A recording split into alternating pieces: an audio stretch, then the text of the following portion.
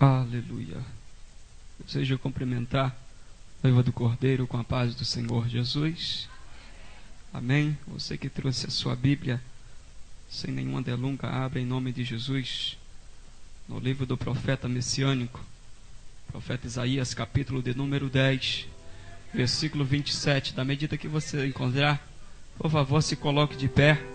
Em seguida, vamos comigo a Atos dos Apóstolos, capítulo de número 2. Louvado seja o nome do Senhor. Livro do profeta messiânico, profeta Isaías, capítulo 10, versículo de número 27. Louva a Deus por essa oportunidade. Muito honrado que o Senhor possa estar abençoando este ministério. Ao anjo desta igreja, o pastor Antônio, tem nos confiado esta tão rica, tão grande oportunidade de apregoarmos a santa palavra de Deus. Muito feliz também vendo alguns rostos bonitos de pessoas que há alguns dias já não apareciam aqui, mas estão aí para adorar o nome do Senhor. Também o nosso amado irmão Rodrigo está ali atrás, companheiro de trabalho. O Senhor possa estar abençoando. Livro do profeta Isaías, capítulo de número 10. Vamos ler somente o 27, que diz assim: a inerrante palavra do Senhor. Naquele dia a sua carga será tirada do teu ombro, e o seu jugo do seu pescoço. O jugo será despedaçado por causa da unção. Vamos comigo em Atos dos Apóstolos, capítulo de número 2. Gostaria de ler dos versículos, do versículo 39 ao 44, Atos dos Apóstolos, capítulo de número 2, do versículo 39 ao 44, que diz assim a santa palavra do Senhor Jesus: a promessa diz respeito a vós, a vossos filhos e todos os que estão longe, a tantos quanto Deus nosso Senhor chamar. Com muitas outras palavras davam testemunhos e os exortava, dizendo: salvai-vos desta geração perversa. Os que de bom grado receberam a sua palavra foram batizados, e naquele dia se agregaram quase 3.000 almas, e perseveravam na doutrina dos apóstolos, na comunhão, no partir do pão, nas orações. Em cada alma havia temor, e muitas maravilhas e sinais era feito pelo intermédio dos apóstolos. Todos os que criam estavam juntos e tinha tudo em comum. Permaneça de pé em nome de Jesus, jamais invalidando a oração do homem de Deus, mas em concordância. Quanto mais oração, mais poder de Deus. E quanto mais poder, mais jugo despedaçado. Quanto mais poder, mais unção. Quanto mais unção, mais jugo despedaçado, por causa da unção. Feche os seus olhos. Ó Deus querido e amado, Senhor, ainda em Tua presença, Senhor, te louvamos, te agradecemos, ó Pai, por esta oportunidade de estarmos em Tua casa, Deus, te adorando. Ó Deus, mais com esse momento, com a oportunidade de ouvirmos a Tua voz, ouvirmos a Tua palavra, Senhor.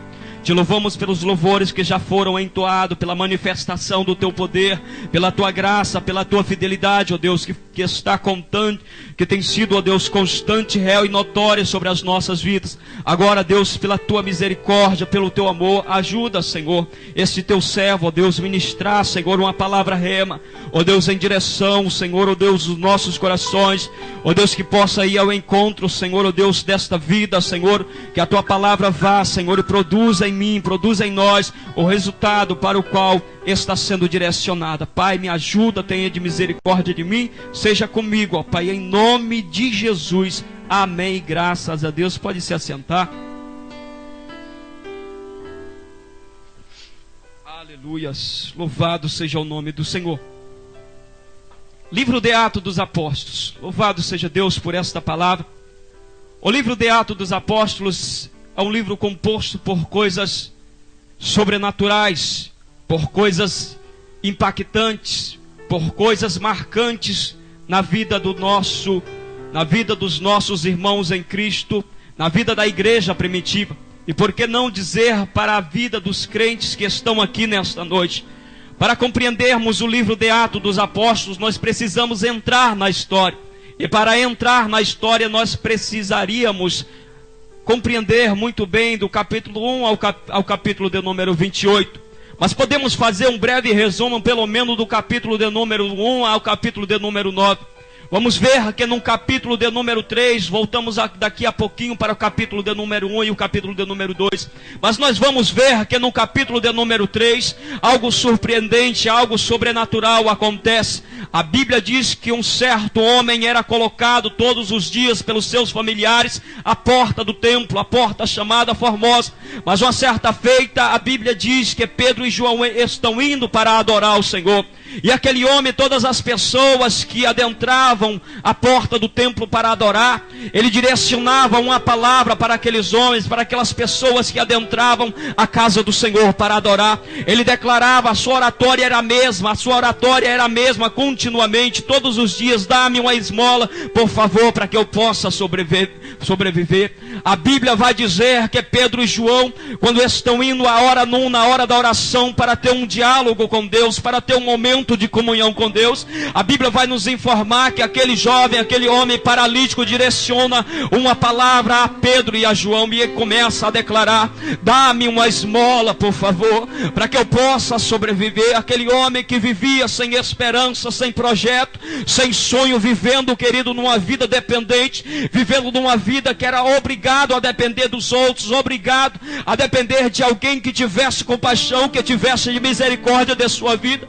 Agora a Bíblia vai dizer que Pedro e João olham nos olhos daquele jovem, e quando Pedro e João olham nos olhos daquele jovem, eu acredito que Pedro e João já era conhecido pelaquele jovem, pelaquele homem.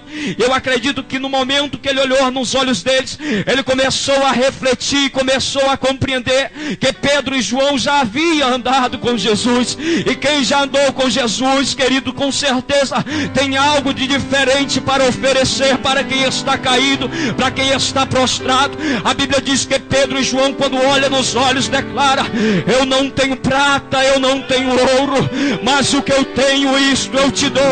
Em nome de Jesus o Nazareno, levanta e anda.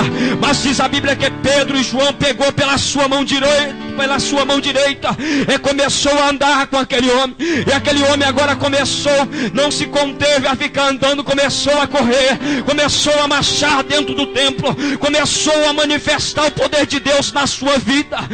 Ei, querido, deixa eu te falar uma coisa. Eu imagino quando Pedro e João olham nos olhos daquele jovem, eu imagino que a canção que vem na sua mente era aquela: quanto tempo eu esperei, eu sei que chegou a minha vez, eu sei que hoje é meu dia, Jesus está com eles, hoje Deus mudou a minha história, eu não vou mais mendigar, eu não vou mais depender dos outros, agora eu sou livre para adorar o nome do Senhor. Louvado seja o nome do nosso Deus. Mas todo trabalho, isso é o que diz o capítulo de número 3, resumidamente. Mas todo trabalho, querido, no mundo espiritual, trabalho de ação, vai prover, vai haver uma reação do inimigo. Vai haver a retaliação do mal, vai haver uma retaliação do inimigo contra a vida de quem faz esse trabalho de ação.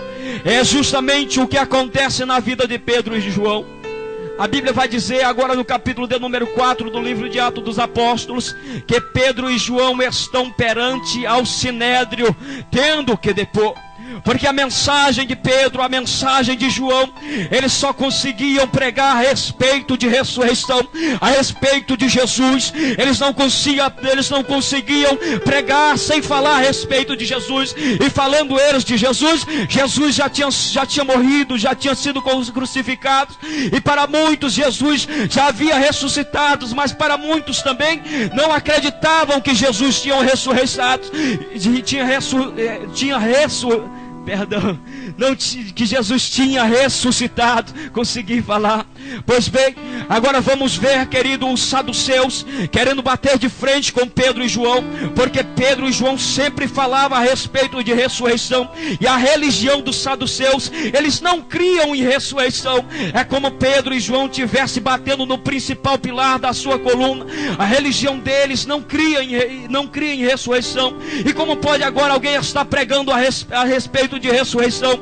E Pedro e João continuam pregando. Vamos ver no capítulo de número 4, no versículo de número 19 e 20, que eles chegam para Pedro e para João e manda que eles se calem, não falem mais a respeito de Jesus. Agora a Bíblia vai falar que Pedro se posiciona mais uma vez. Pedro deixa Deus usar sua vida com muito poder, com muita autoridade, e ele começa a declarar: eu não posso deixar de falar daquilo que eu tenho visto, daquilo que eu tenho presenciado.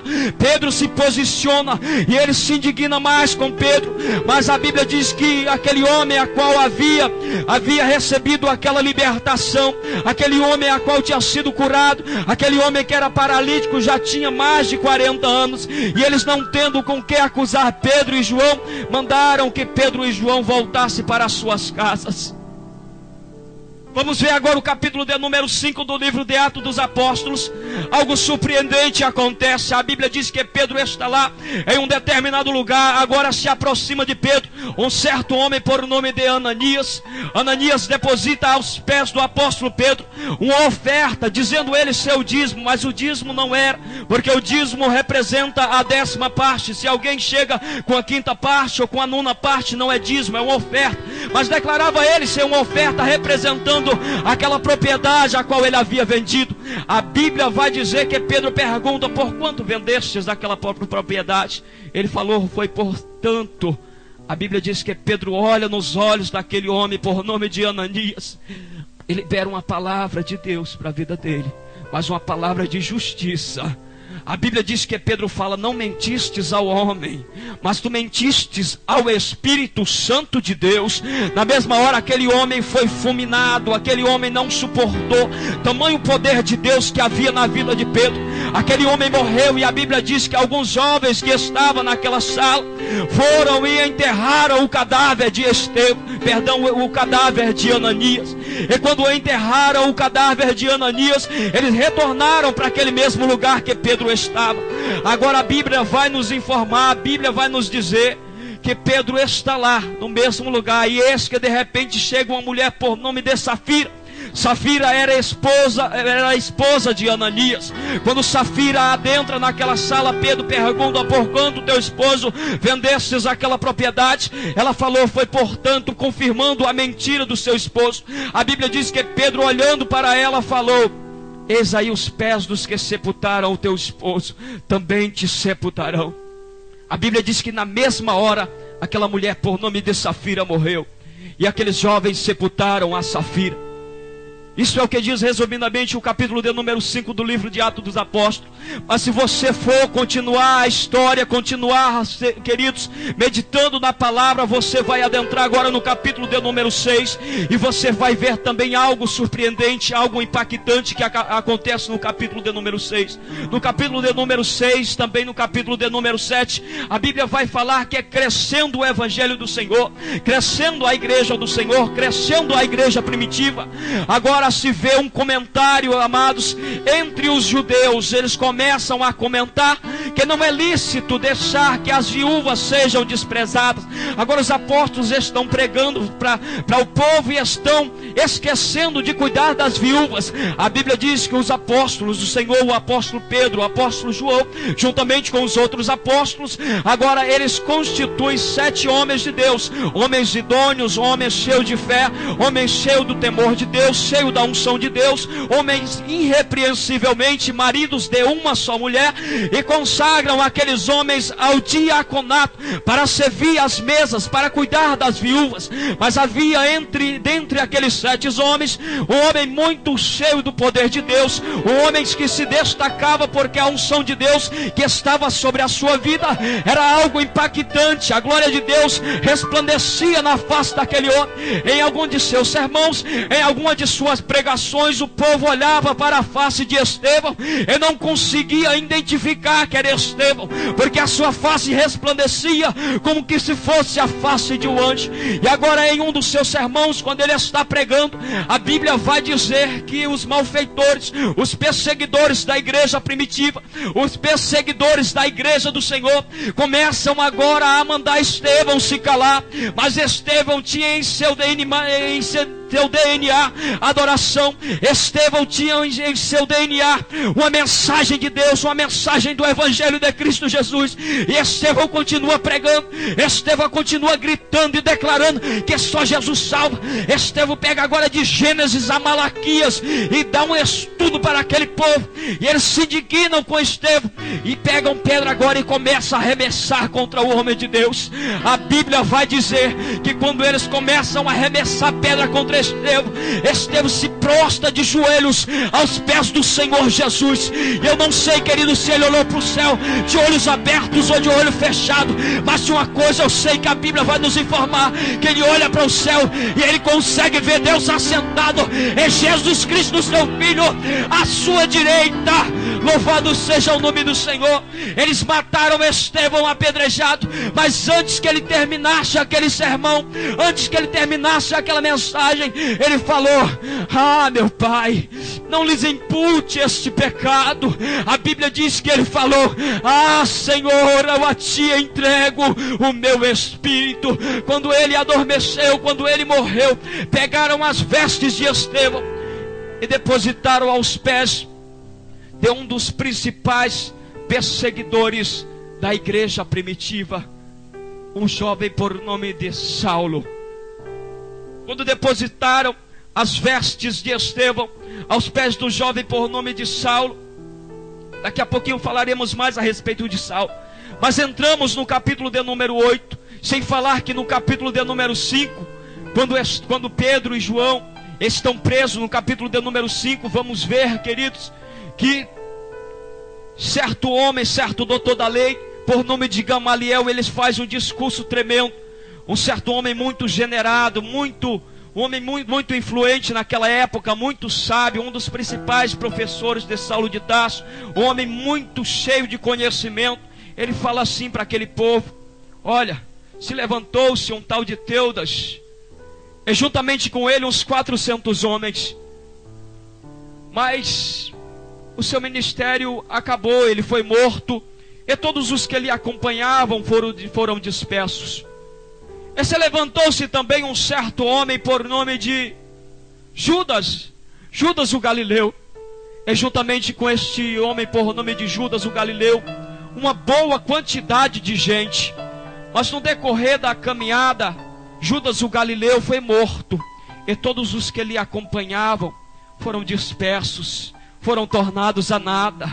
Mas acautelai-vos a respeito destes dois homens, porque se essa obra, se ela for de Deus, se essa obra for do homem, ela vai parar, ela vai ter um fim. Mas se essa obra for de Deus, muito cuidado para que vocês não estejam lutando contra o próprio Deus. E eu quero te dizer que essa obra era de Deus, que essa obra é de Deus. Sabe por quê, querido? Porque Pedro estava debaixo de promessas. A Bíblia vai dizer que Jesus, antes de morrer, Jesus chega para Pedro e fala: Pedro, tu és Pedro, e sobre esta pedra eu edificarei a minha igreja, e contra ela as portas do inferno não prevalecerão. Mas por que, pregador, as portas do inferno não podem prevalecer contra a igreja do Senhor? Sabe por que? Eu vou te revelar nesta noite em nome de Jesus. Porque as portas não prevalecem, porque todo jugo de Satanás vai ser despedaçado nesta noite. Se há algum jugo do inimigo tentando te paralisar, nesta noite já foi quebrado, por causa da unção de Deus que está sobre este lugar, por causa da unção de Deus que está sobre a sua vida. Em nome de Jesus, receba, que é algo profético para abençoar a sua vida, em nome de Jesus. Aleluias. Pois bem, capítulo de número 8 do livro de Atos dos Apóstolos. Estou correndo que eu quero entrar na mensagem. Louvado seja o nome do Senhor. Capítulo de número 8, vamos ver, amados, que o Evangelho é bem recebido em Samaria. A Bíblia vai falar que um certo evangelista por nome de Filipe, ele continua pregando em Samaria, e o evangelho muito bem recebido. E agora, queridos, um certo mágico que tinha o poder de persuadir as pessoas, tinha o poder de iludir as pessoas com suas mágicas satânicas, com suas mágicas malignas. Ele chega agora também vendo o evangelista Filipe pregar. Ele também recebe a Jesus como seu Salvador. Mas a Bíblia vai dizer que Pedro e João estão sabendo agora que o evangelho está sendo bem recebido. E Pedro e João também são enviados para continuar dando sequência na mensagem que Filipe tinha iniciado. E agora, quando Pedro e João chegam, Pedro e João começam a impor as suas mãos sobre as pessoas, e logo as pessoas são batizadas com o Espírito Santo. Aquele mágico pergunta, aquele homem por nome de Simão pergunta para Pedro: olha, quanto tu queres, Pedro, para que eu também tenha esse poder de colocar as mãos sobre as pessoas e as pessoas serem batizadas com o Espírito Santo? A Bíblia vai dizer que na mesma hora Pedro fala: ei, que o teu dinheiro seja para você, para a sua perdição. Tu não tem parte nesse ministério, porque o evangelho de Deus não é barganha. O evangelho de Deus é renúncia de vida. O evangelho de Deus é uma vida plena de comunhão com Deus. O evangelho de Cristo, querido, só tem o evangelho de Cristo quem vive a palavra. Quem não quer viver a palavra, quem quer se beneficiar, infelizmente, querido, vai ser mais um no meio da multidão.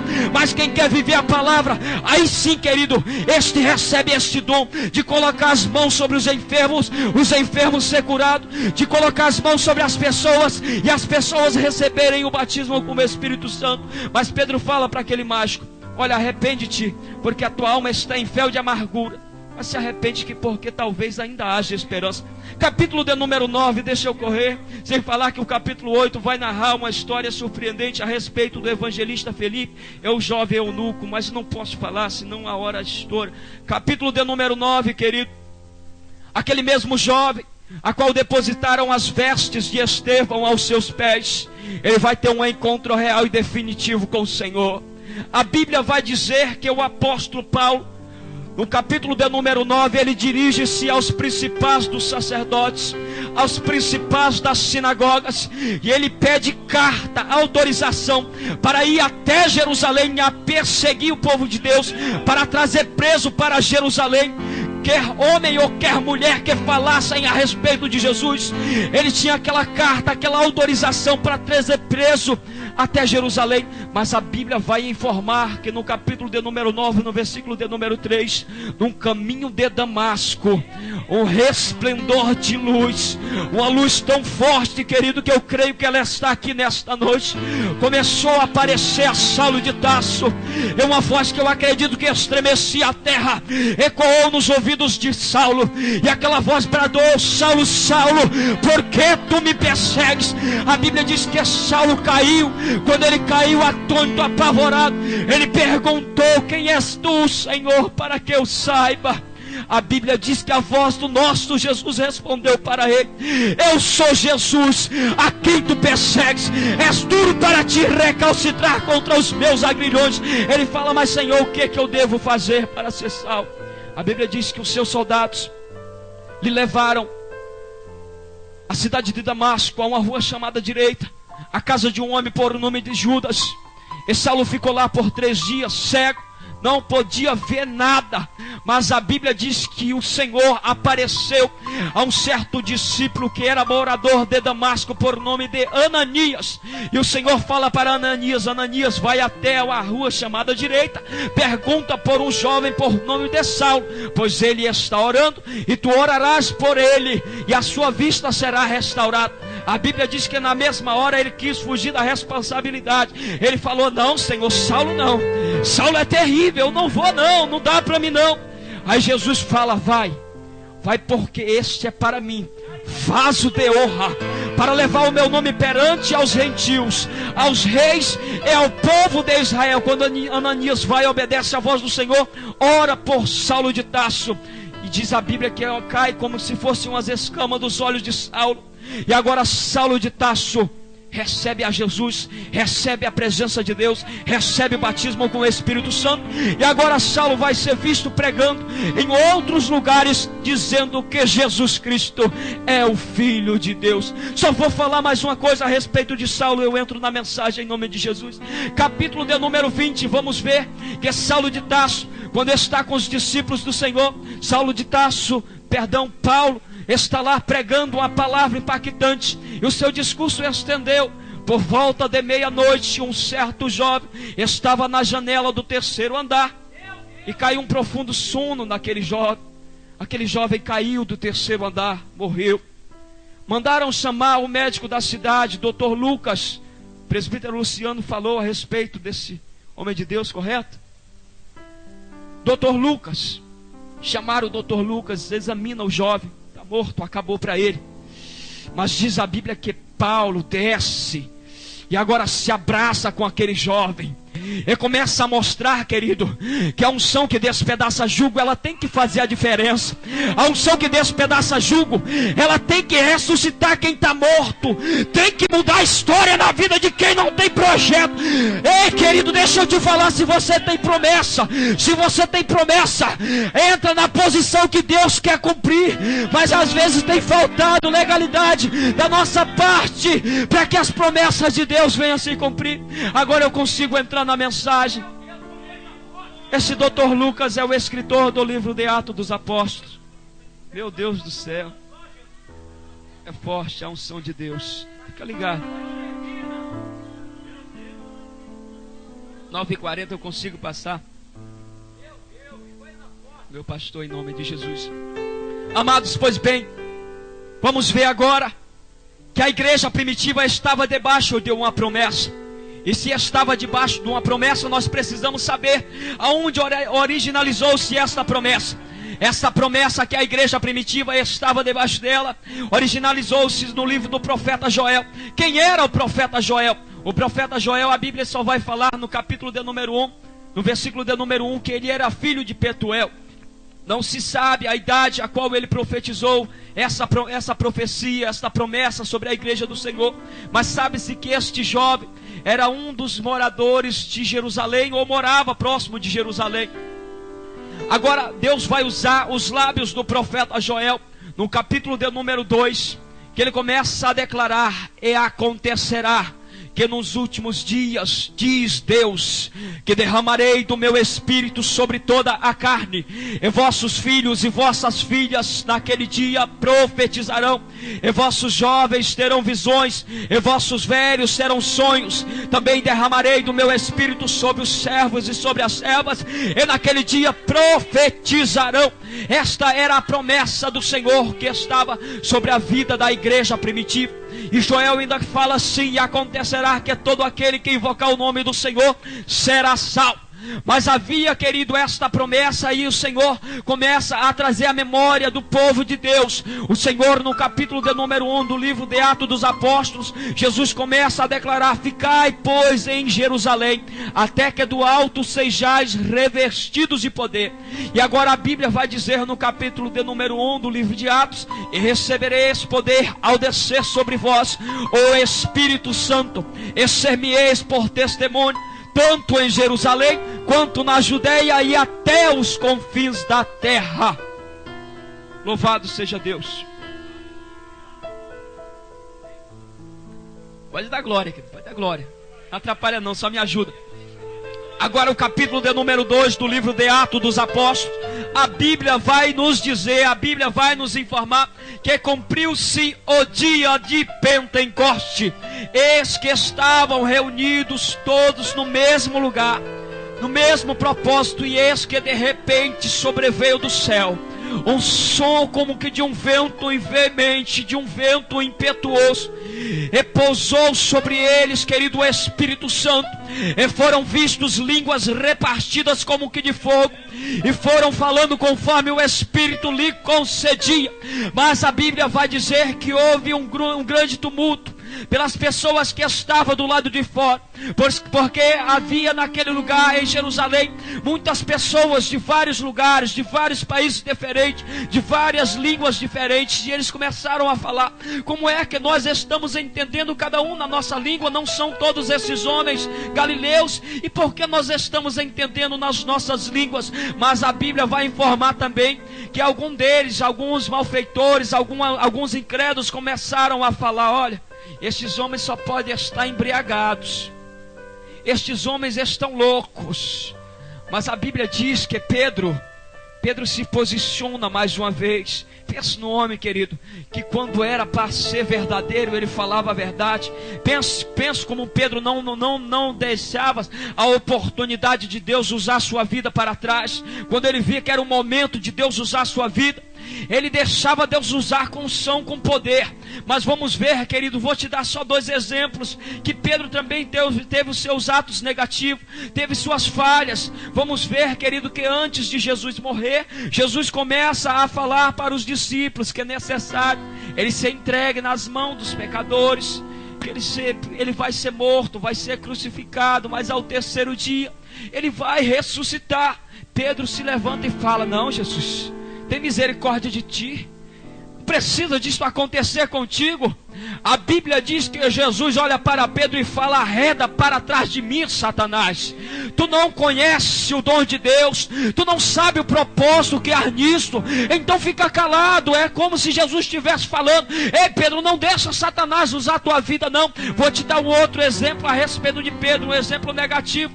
Quando Jesus está sendo julgado, por 3 vezes chega alguém falando que Pedro andou com Jesus, que Pedro era um dos discípulos de Jesus. Começaram a falar que Pedro andava com Jesus, porque o seu sotaque de voz lhe denunciava. Mas Pedro espraguejou, começou a falar: não conheço tal, nunca vi esse homem. Este é o segundo ponto negativo que Pedro teve. Mas dentre outros, não quero citar, porque ele teve mais pontos positivos do que negativos. Por isso, em nome de Jesus, presta bastante atenção. Agora no capítulo de número 2 do livro de Atos dos Apóstolos, ele vê essa possibilidade de quê? De dar a volta por cima, de pisar na cabeça da serpente com os 2 pés. Agora Pedro se posiciona e deixa Deus usar a sua vida. Ei, esses homens não estão embriagados coisa nenhuma. Por quê? Porque é a 3ª hora do dia. E mais, mas isso é o que foi dito por Deus, por intermédio do profeta Joel, que acontecerá nos últimos dias. Dá mais um pouquinho de retorno em nome de Jesus, em nome de Deus. Acontecerá nos últimos dias, diz Deus, que derramarei do meu espírito sobre toda a carne, e vossos jovens, e vossos filhos e vossas filhas naquele dia profetizarão, e vossos jovens terão visões, e vossos velhos terão sonhos. Também derramarei do meu espírito sobre as servas e sobre os servos, e naquele dia profetizarão. E acontecerá que todo aquele que invocar o nome do Senhor será salvo.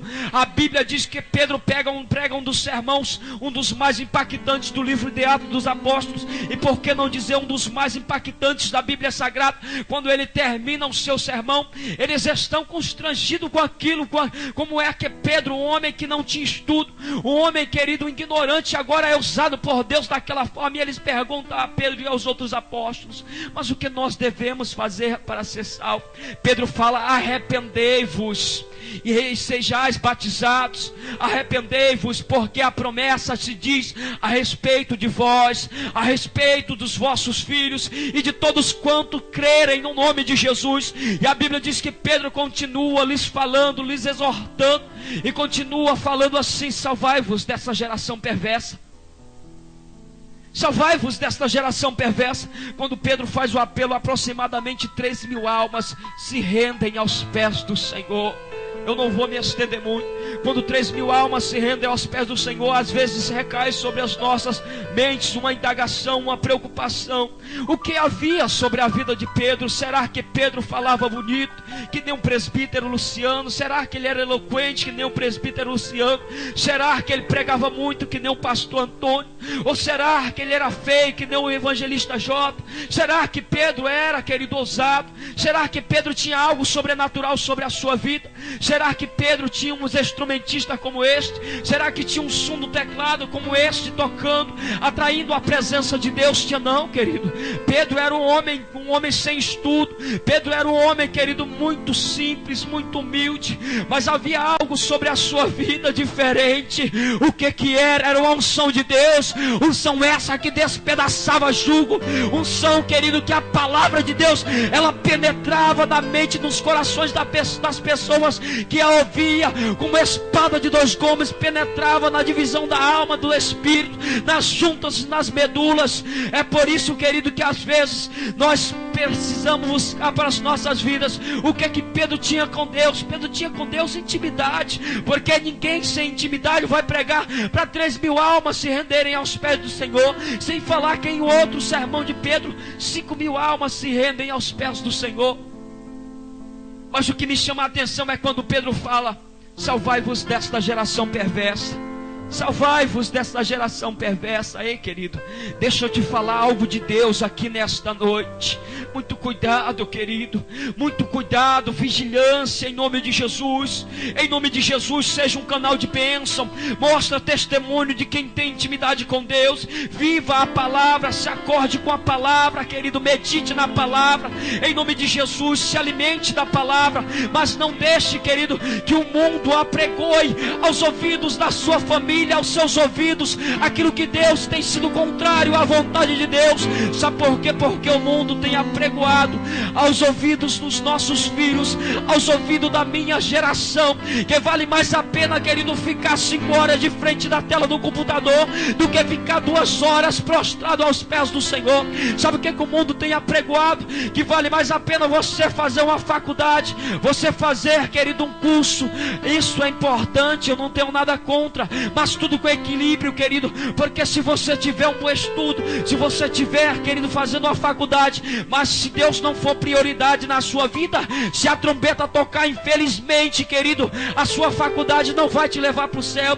Infelizmente, querido, aquilo que você tem vivenciado não vai te levar para o céu. Mas em nome de Jesus, atente à voz do Senhor, tenha sensibilidade para compreender, querido, que a geração a qual nós vivemos, a geração, o mundo a qual nós vivemos, existe aí uma grande corrupção, mas eu louvo a Deus que ainda há os remanescentes, ainda há alguém, querido, que busca ser referencial, ainda há alguém, querido, que vive a palavra, ainda há alguém que não se contamina com as iguarias deste mundo, alguém, querido, que não se conforma com este século. Ainda há alguém, querido, que paga o preço. Ainda há alguém que vive a palavra. Ainda há alguém, querido, que renuncia os desejos do mundo para viver uma vida de comunhão com Deus. Se este alguém é você, dê um glória aí para que eu não me sinta sozinho, em nome de Jesus. Escute, já vou terminar. Sábado passado, algo que me chamou a atenção. Uma jovem muito ousada, mas eu fiquei assim surpreso com a coragem que ela teve. A sua oportunidade no culto jovem, ela teve a coragem de falar: eu tenho vergonha da minha geração. Misericórdia, queridos, nem todos têm coragem. Às vezes nós percebemos isso, nos vergonhamos da nossa geração, mas nem todos têm coragem de falar: eu tenho vergonha da minha geração. Sabe por quê? Ela citou um exemplo que no tempo de fabricarem a Coca-Cola, uma família conseguiu influenciar, porque eles queriam colocar álcool na Coca-Cola. Aquela família conseguiu influenciar para que o álcool não fosse colocado na Coca-Cola. E a igreja do Senhor, será que tem sido influenciado? A minha geração, os jovens do século 21, será que tem influenciado a nossa geração? Ou tem sido influenciado? Mas em nome de Jesus, querido, seja influenciador, não seja influenciado pelo mundo. Em nome de Jesus, querido, em nome de Jesus. O capítulo de número 10 do livro do profeta Isaías, o versículo de número 27 vai declarar que o jugo será despedaçado por causa da unção. Eu estou concluindo, pode se colocar de pé em nome de Jesus. Mas vamos ver, queridos, que o rei da Síria, ele começa agora a se gabar, ele começa agora a se exaltar contra o povo de Deus.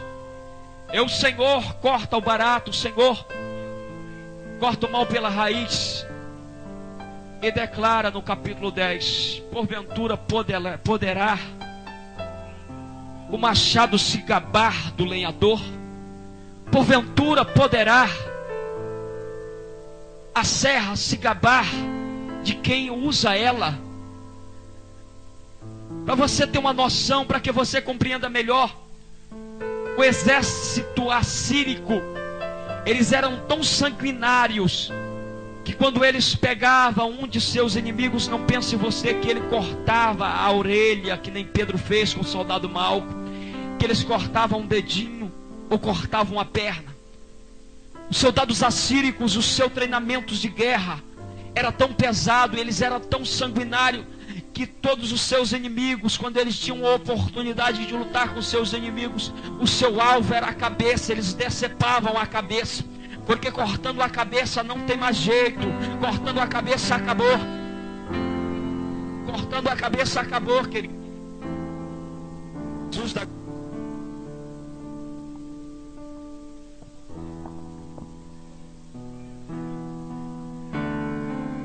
Eita glória, meu Deus do céu. É o segundo microfone que nos deixa no vento, mas eu sei que Deus vai te dar vitória nesta noite, querido. Jesus da glória, Jesus da glória. Quando cortava a cabeça, acabou. Então, nós vamos ver, querido, que o rei da Síria, um homem por nome de Sinaqueribe, ele afronta agora o povo de Deus. Ele envia cartas ao homem por nome de Ezequias, o rei de Judá. Ele fala para Ezequias que o exército de Ezequias não adianta nem pensar em lutar com eles, porque o exército dele é muito numeroso, e se Ezequias se ajuntar com outros países, mesmo assim não vai conseguir vencer. A Bíblia diz que a Bíblia diz que o rei de Judá, o rei Ezequias, recorre-se ao profeta Isaías. E o profeta Isaías recorre-se ao Senhor. Quando o profeta Isaías recorre-se ao Senhor, o Senhor manda a resposta ao rei Ezequias. Aí fala por intermédio do profeta Isaías: ei, Isaías, manda Ezequias acalmar o seu coração e deixa que eu estou no controle da situação. A Bíblia diz que 185 mil soldados de Sinaqueribe, o anjo desce e extermina 185 mil soldados. Eles são mortos. A maioria dos soldados de Sinaqueribe. Mas Sinaqueribe pensa que acabou pela aí. E Sinaqueribe agora está lá adorando o seu Deus pagão. Sinaqueribe está de frente daquela imagem daquele Deus pagão. A Bíblia diz que os dois filhos de Sinaqueribe assassinaram Sinaqueribe ao fio da espada, porque ele teve a coragem de tentar afrontar o exército de Deus. E agora o profeta Isaías, no capítulo de número 10, no versículo de número 27, ele é usado por Deus poderosamente, e ele começa a declarar que acontecerá que naquele dia o jugo será tirado do seu pescoço, e por causa da unção o jugo será despedaçado. O Senhor começou, querido, a trazer essa mensagem ao meu coração. O Senhor me falou que hoje, nesta noite, ia adentrar pessoas aqui, pessoas que nunca adentraram por essas portas, mas tinha que isto ser liberado sobre as vossas vidas. Que nesta noite há uma palavra profética sobre a tua vida. Esta palavra profética é essa, porque o jugo ele vai ser despedaçado nesta noite. Se eu sou homem de Deus, Satanás já perdeu essa batalha. Se, querido, se a unção de Deus está sobre este lugar, toma posse da tua vitória, em nome de Jesus. Ei, recantarabambarábias. Isso, querido, vai adorando em nome de Jesus. Me ajuda, vai glorificando. Feche os seus olhos aí em nome de Jesus. Feche os seus olhos em nome de Jesus. Ei, recantarábias.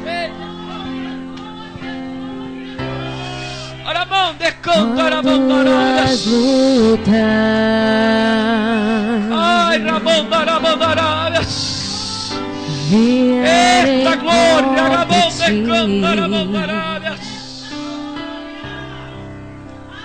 Irmão, insista,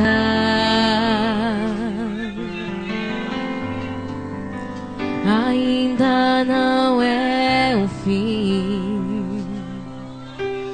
Eita glória, meu Deus do céu, a força, a tua unção nesse lugar. Eita glória, aleluia. Vem como em Atos 2, Deus. Sopra vento e veemente. Já podemos sentir a tua presença, Senhor, mas queremos continuar sentindo. Queremos ser renovados.